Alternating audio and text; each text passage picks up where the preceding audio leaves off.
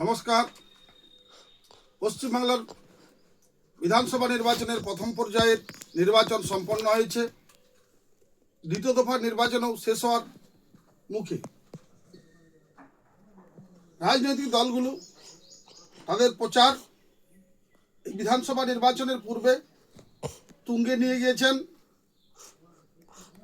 আমরা এই নির্বাচনী প্রচারকে লক্ষ্য করলে, বিশ্লেষণ করলে যে বিষয়টা আমাদের সামনে আসছে, যে এই রাজ্যের যে নির্বাচনী প্রচার রাজনৈতিক দলগুলো করছে, মূলত দুটো ভাগে আমরা ভাগ করছি দেখতে পাচ্ছি।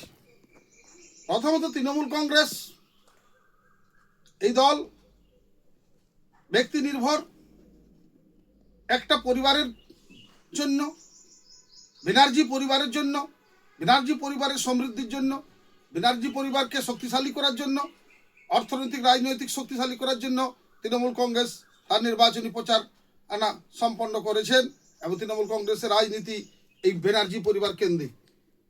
অপরদিকে ভারতীয় জনতা পার্টি ভারত মাতাকে শক্তিশালী করার জন্য, ভারত মাতাকে প্রচারে তাদের ভারত মাতা কীভাবে শক্তিশালী হবে এটাই প্রচারের মূল বিষয়বস্তু।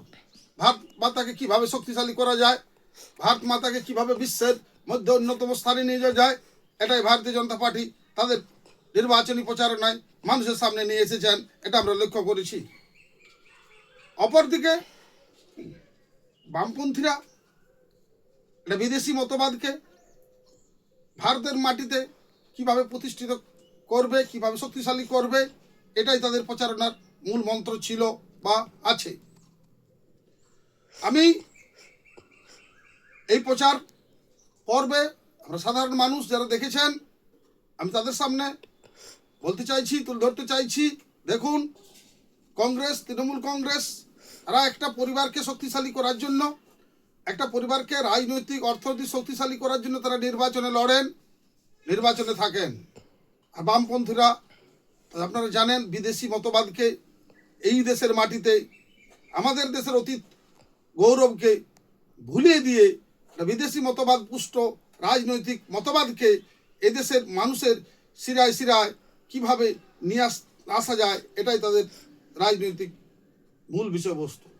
আর ভারতীয় জনতা পার্টি আমাদের অতীত গৌরবকে কিভাবে ফিরিয়ে নিয়ে আসা হবে, অতীত ভারত যে সমৃদ্ধশালী ছিল অর্থনৈতিক রাজনৈতিক দিক থেকে, সেটাকে কিভাবে মানুষের সামনে নিয়ে আসা হবে, কিভাবে আমাদের ভারত মাতাকে শক্তিশালী করা যায়, এই ভারত মাতা কিভাবে বিভিন্নভাবে বিদেশি দ্বারা আক্রান্ত হয়েছে, সেসব বিষয় ভারতীয় জনতা পার্টি তুলে ধরতে চাইছেন। আমি তাই সকলের কাছে বলতে চাইছি, নির্বাচনী প্রচারণা আগামী দিনেও হবে। তাই আমাদের একটাই লক্ষ্য, এই দেশ আমার দেশ, এই দেশ আপনার দেশ, এই দেশ আমাদের সকলের দেশ। কিভাবে আমাদের দেশ ভারত মাতাকে শক্তিশালী করা যায়, এটাই আমাদের শুধু রাজনীতি নয়, বাস্তব জীবনের একটা মন্ত্র হোক। সকলকে নমস্কার এবং অভিনন্দন জানিয়ে আমি আমার সামাজিক মাধ্যমের এই বক্তব্য এখানে শেষ করছি। ভারত মাতা কি জয়।